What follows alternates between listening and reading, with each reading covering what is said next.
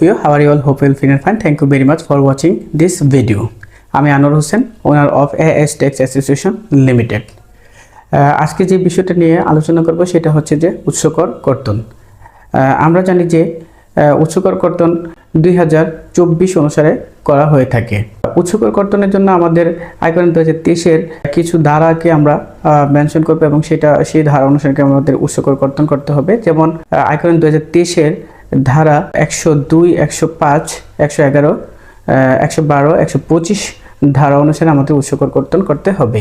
সবচেয়ে গুরুত্বপূর্ণ যে বিষয়টা সেটা হচ্ছে যে আমাদের যে উৎসকর কর্তনগুলো করব ধারা অনুসারে আমাদের করতে হবে এবং সেই ধারাতে কোন কোন বিষয়গুলো উল্লেখ করা আছে সেটা আমাদের সবচেয়ে গুরুত্বপূর্ণ।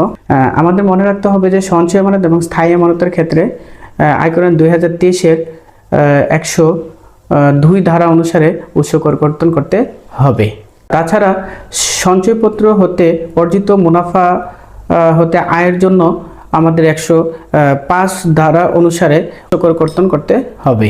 তাছাড়া রপ্তানির বিপরীতে প্রাপ্ত ভর্তুকির জন্য 112 ধারার অধীনে উৎসকর কর্তন করতে হবে এবং সম্পত্তি হস্তান্তরের হতে প্রাপ্ত মূলধনী আয়ের জন্য 125 ধারা অনুসারে উৎসকর কর্তন করতে হবে এবং সর্বশেষ সম্পত্তি অধিগ্রহণ ক্ষতিপূরণ ক্ষেত্রে অর্জিত মূলধন আয়ের জন্য 111 ধারা অনুসারে উৎসকর কর্তন করার বিধান রয়েছে।